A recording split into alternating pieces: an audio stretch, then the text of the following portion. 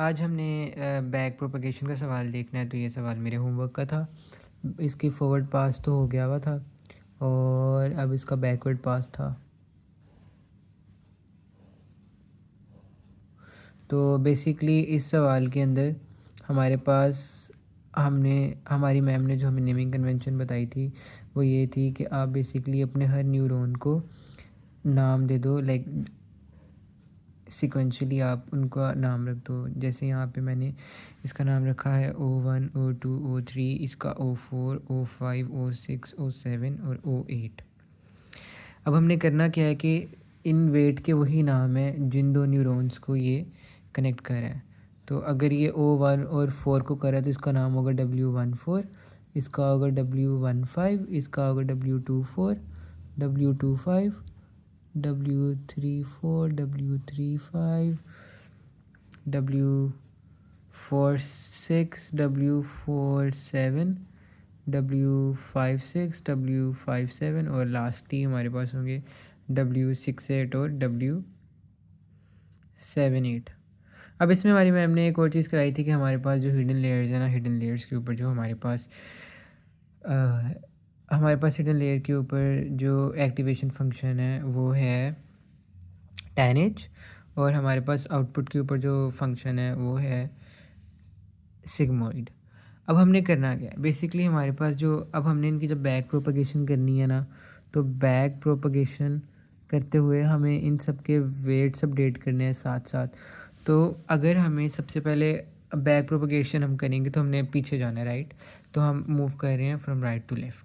तो हमने अगर सबसे पहले एरर निकालना है ऑफ 8, लाइक 8 जो आपका न्यूरॉन है उसका निकालना है।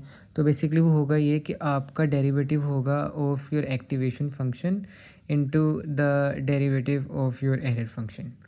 तो हमारे पास सबसे पहले हम देखते हैं हमारे पास जो MSE होता है वो होता है 1/2 y माइनस वाई कैप, जिसका अगर हम डेरिवेटिव लें तो वो आता है हमारे पास y माइनस वाई कैप और इंटू -1। और साथ जब हमें एरर निकालना होता है तो अब हमारे पास था एरर फंक्शन। अब जब हमें अपना एक्टिवेशन फंक्शन देखना होता है तो हमारा एक्टिवेशन फंक्शन यहाँ पे सिग्मोइड है। तो सिग्मोइड का जो डेरिवेटिव होता है वो होता है आपके पास आंसर है वो, और आप उसको 1 में से माइनस कर देते हो। अब यहाँ पे सपोज़ मैं यहाँ पे ना इसकी कैलकुलेशन नहीं दिखाना चाह रहा क्योंकि वो बहुत लंबा सवाल हो जाएगा, बट आपके पास फॉर एग्जांपल यहाँ पे आंसर आ जाते हैं इन सब में वैल्यूज़ पुट करके 0.76 समथिंग इतना आ जाता है। अब आपने क्या करना है, अब आपने एरर निकालना है O6 और O7 का। अब हमने यहाँ पे जो चीज़ देखनी है वो ये देखनी है कि हमारे पास जो एरर है ना वो पीछे को प्रोपगेट हो रहा है, राइट। तो हम वो पीछे को जा रहे हैं। तो जब हम पीछे को जा रहे हैं तो अगर हमें E7 और E6 का एरर निकालना है तो E6 का एरर कैसे निकलेगा। तो E6 का एरर निकालने का हमारे पास एक तरीका है। अब हम वो एरर निकालेंगे ऐसे कि सिंपली सबसे पहले जो भी हमारे पास जो एक्टिवेशन फंक्शन था हम उसका डेरिवेटिव ले लेंगे। हमारे पास जो एक्टिवेशन फंक्शन इन लेयर्स के ऊपर था वो था हमारे पास tan h।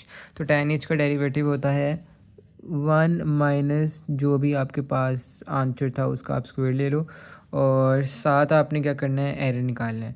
तो इसकी एक सीधी सी ट्रिक है कि आपके पास बेसिकली 6 जो है, न्यूरॉन 6 जो है, O6 जो है, आप आउटपुट पे जा रहे थे ना इस O6 से O8, और जब एरर निकालना है तो आप पीछे को जा रहे हो तो O8 से O6 पे जा रहे हो।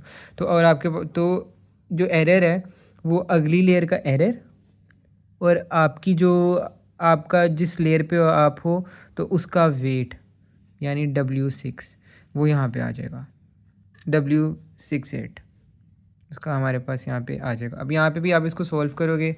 सिमिलरली अगर आपने E7 का निकालना है तो वो आएगा 1 माइनस O6 का स्क्वायर। E8 से ही आ रहा था, ये 8 से 7 पे आ रहे थे तो 7W78। यहाँ तक तो हमने देखा है कि हमारे पास जो O8 से O6 और O7 पे जा रहे थे। बट अब हम देखते हैं कि अगर हमें अब हमारे पास जो पहली वाली हिडन लेयर है, अब जैसे O4 है, यहाँ से आप प्रोपगेट करो O6 से भी और O7 से भी, तो आप इसके लिए एरर कैसे फाइंड करोगे। तो यहाँ पे भी हम देखते हैं। तो सबसे पहले हम देखते हैं E4 का एरर अगर हम निकालें तो हम कैसे निकालेंगे। इस पर tan h लगा हुआ था तो 1 माइनस 4 का स्क्वायर।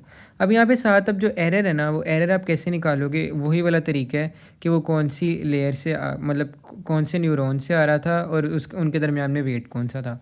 तो वो आ रहा था E6 से, और जो वेट था उनके दरमियान वो था 4 6। साथ वो ना सिर्फ E6 से आ रहा था, वो E7 से भी आ रहा था, और साथ वो आ रहा था W47 से। सेम इसी तरीके से आप अगली लेयर का यानी अगली लेयर का तो नहीं, अगले न्यूरॉन का भी निकाल सकते हैं। आप यहाँ पे भी एरर कंप्यूट कर सकते हैं, और अब आपने सारे एरर्स जो हैं अपने फाइंड कर लिए हैं जैसे भी आपने करने थे। हम देखते हैं कि हमने वेट्स को अपडेट कैसे करना है। अगर फॉर एग्जांपल हमने W68 को अपडेट करना है, तो हमारे पास न्यू वेट क्या होगा, जो ओल्ड वेट है उसके साथ हम क्या करते हैं, उसमें हमारे पास जो भी चेंज है हम उसमें उसको ऐड करते हैं। अब ये चेंज हमने निकालना कैसे है, कि ये वाली जो हमारे पास वैल्यू है, तो इसको अगर हमने निकालना है तो W68 delta is minus eta, eta is running rate, वो आपको गिवन होगा, और साथ आप क्या करेंगे, अगली लेयर का एरर और पिछली का जो भी आपके पास आंसर है वो। तो ये ऐसे करके आपके पास वेट अपडेट होगा। अब बायस अगर मैंने कोई अपडेट करनी है, तो अगर मेरे पास बायस थी 6 के ऊपर भी बायस है ना, अगर मुझे उसको अपडेट करना है तो न्यू बायस के लिए होगा, आप क्या करोगे, ओल्ड बायस में ऐड कर दोगे जो भी आपके पास उस पर्टिकुलर जो बायस है उसका चेंज है। अब वो चेंज कैसे निकालना है, यानी कि जो ये वाली वैल्यू है, तो ये वाली बायस का रिज़ल्ट निकालने के लिए माई ईटा, और अब चूँकि ये 6th वाले के ऊपर थी, तो 6th वाला न्यूरॉन का जो एरर था आपने बस लिटरली वो लिख देना यहाँ पे। सो दिस इज़ इट, ऐसे आपकी बायसेस अपडेट होंगी। तो ये आपकी सारी बैक प्रोपगेशन थी।